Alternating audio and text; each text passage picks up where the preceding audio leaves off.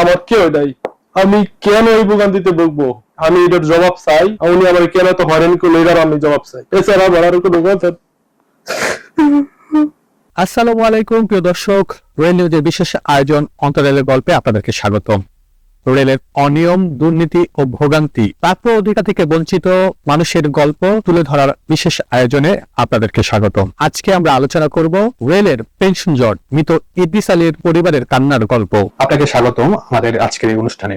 প্রিয় নাইম ভাই, আপনার বাবার নাম, পদবি এবং উনি কোথায় কর্মরত ছিলেন?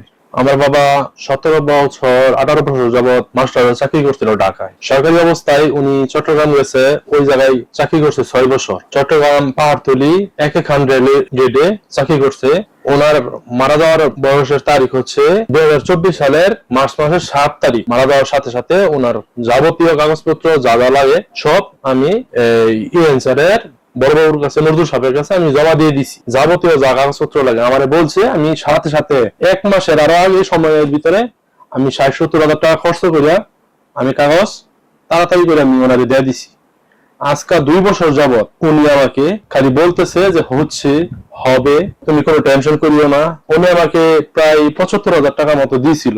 এরপরে আর কোনো টাকা পয়সা দেয় নাই। এই পর্যন্ত উনি খালি আমারে তারিখ দিচ্ছে। আমি ফোন দিলে উনি ফোন ধরে না, আমার সাথে উনি কথা বলে না।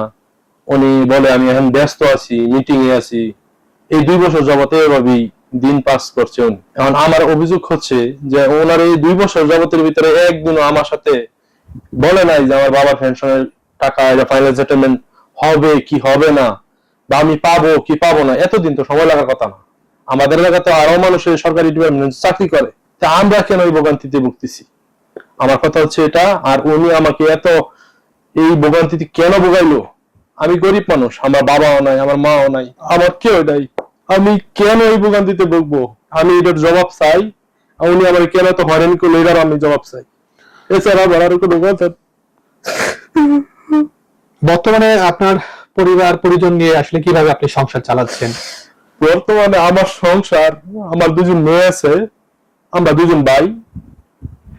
আমি বিরাট কষ্টে দিন পাস করছি। মানুষের বাড়িতে রোজের কাম করছি, রাজনীতির কাম করছি। এখন আমার বাড়িতে আমার তো কোনো ক্যাশ নাই। আমি একটা দোকান নিয়েছি ছোটখাটো, এই মনে করেন 1-1.5 হাজার টাকা ব্যবসা করি। এমনি আমার সংসারটা কোনো ক্রম ভাবে চালাই। আর মানুষের ঋণের চাপ প্রচুর। এই ঋণের চাপে আমি বাড়িতে থাকতে পারি না। মানুষে আমার খালি খুঁজে টাকা দেন, টাকা দেন, আর কবে দিবেন টাকা? 2 বছর যাবত খালি ঘুরে গেছেন, টাকা দেন। কত টাকা ঋণ নিয়েছেন আপনি? প্রায় 27 লাখ টাকার মতো ঋণ আছে মানুষের। এখন পাওনাদারটা কি চাপ দিচ্ছে আপনাকে? প্রচুর ভাবে চাপ দিচ্ছে। এখন আমি বাড়িতে থাকতে পারি না, আমার বিরাট কষ্ট হচ্ছে। এবং আমি যদি পেনশনের টাকাটা পাইতাম তাহলে আমি একটু সচ্ছল হইতাম। আর মানুষের যে পাওনাদার গুলো ছিল তারপর আমি টাকাগুলো দিয়ে দিলে আমি একটু মুক্ত হতাম। আমরা যে আরেকটা তথ্য আপনি বলেছিলেন যে আপনার বাবার নামে যে বরাদ্দকৃত যে বাসাটা ছিল। হ্যাঁ, সেটা আছে বাসা। আমি ওনাকে বলছিলাম যে দরখাস্তর মাধ্যমে বাসাটা আমি ছেড়ে দিই। নজরুল সাহেব বলছিল যে বাসা তোমার ছাড়া লাগতো না, বাসা আমি ছেড়ে দিব না, তুমি বাড়িতে চলে যাও। বাসা এখনো পর্যন্ত উনি বাসা ছাড়ে নাই। কিন্তু এই বাসার মাধ্যমে ওনার কি স্বার্থ, ওনার কি লাভ, এটা আসলে আমি হতভম্ব না। বিরাট ভাবে আমি হয়ে গেছি। এই বাসাটা ওনার রাখার কারণটা কি? আর এই পেনশনের এইভাবে বারবার ডেট দেওয়ার কারণ কি? বাসা আমি বললাম যে বাসাটা আমি ছেড়ে দিই, আইডব্লিউর কাছে বোঝাই দিই। উনি আমারে কতভাবে যে বুঝাইলো, বুঝাই দেয়া বললো যে না, তোমার এটা কিছু করা লাগতো না, আমি সবকিছু করে দিব, তোমার টেনশনের কোনো কারণ নাই। বিষয়টি নিয়ে কি আপনার রেলের ঊর্ধ্বতন কোনো কর্মকর্তাদের সাথে কথা বলেছেন কিনা? এই পর্যন্ত আমাদের কোনো সুযোগই দেয় নাই। আমরা কোনো লোকের কাছে যাইতে পারি নাই। আমাদেরকে চেনে না পরিচয় দিলে, আমরা কারো কাছে গেলে এই শুধু আমাদের কেউ দেয় না 2-4 কথা বলার মতো। একজনের কাছে বলছিলাম, চট্টগ্রামে ইঞ্জিনিয়ারিং ডিপার্টমেন্ট একজন নেতা আছে বড়, নাম হচ্ছে জাহাঙ্গীর। ওনারে বলছিলাম, উনি এটাকে কোনো গুরুত্ব দেয় নাই। এই পর্যন্তই। আর কেউ আমাদেরকে কোনো সহায়তা করে নাই, হেল্প করে নাই, কোনো কিছু করে নাই। আপনার বাবা যখন অসুস্থ ছিল তখন আপনি তার বদলি ডিউটি করেছেন? আমি আমার বাবার পরিবর্তে 6 মাস যাবত আমার বাবা অসুস্থ ছিল। অসুস্থ অবস্থায় আমি 6 মাস বাবার পরিবর্তে ডিউটি করছি। আমার বাবা বলছিল যে রিজান্ডা চলে আসি, চলে আসা তোমাদের পাওনাটা বুঝাই দিই। আমি যদি মরিয়ে যাই তা তোমরা সুখ শান্তি করে চলে ফিরা দুইটা ভাই একসাথে মিলামিশা জীবন কাটাইতে পারো।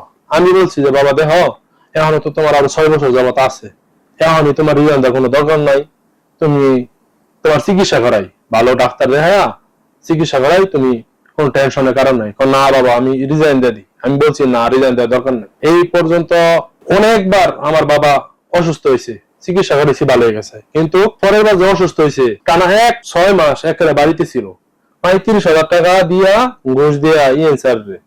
পরে আমি ওইখানে 6 মাস ডিউটি করছি, আমার বলছিল টিএলআর চাকরিও দিবে, যে তুমি কোনো টেনশন করো না, তোমার বাবা অসুস্থ আছে, যদি মারাও যায় তা তোমার একটা টিএলআর চাকরি দিয়ে নিবো, তুমি যে চলে ফিরা খাইতে পারো।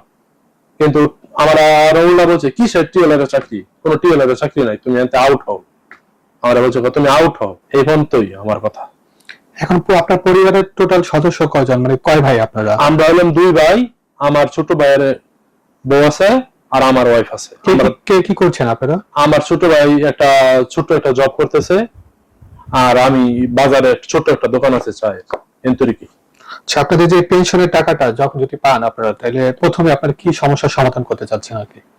আমরা যদি পেনশনের টাকা পাই তাহলে ভাইয়া আমি একটা আশা, আমি মানুষের ঋণগুলা দিব, আর আমি একটু সচ্ছল ভাবে জীবনটা কাটাইতে চাই। আমরা পরিবার নিয়ে একসাথে আমি ভালোভাবে, আমার বাবা যেভাবে বলে গেছে সেভাবে আমি একটু থাকতে চাই, এছাড়া আমার কোনো কিছু না চাওয়ার। রেল কর্তৃপক্ষ আর সরকারের কাছে এখন আপনার কি চাওয়া? আমার একটাই চাওয়া যে ভাইয়া আমার এই পেনশনটা একেবারে ক্লোজ করে দেওয়া হোক, একেবারে ক্লোজ করে দেওয়া হোক। আমরা যে এই পেনশনের টাকাটা যে আমরা পাই এটার একটা ব্যবস্থা করে দেওয়া হোক, এটাই আমার দাবি সরকারের কাছে, আর কোনো আমার দাবি নেই। প্রিয় দর্শক, এই ছিল আজকের অন্তরালের গল্প। কর্তৃপক্ষের কাছে দাবি সংশ্লিষ্ট বিষয়টি বিবেচনা করে দ্রুতই তাদের সমস্যা যেন সমাধান করা হয়। প্রিয় দর্শক, আপনার মতামত জানাতে পারেন কমেন্টে। পরবর্তী যে কোনো একজন ভুক্তভোগীর গল্প আবারও আমরা তুলে ধরবো আপনাদের মাঝে। ততক্ষণ ভালো থাকুন, রেল নিউজের সাথে থাকুন।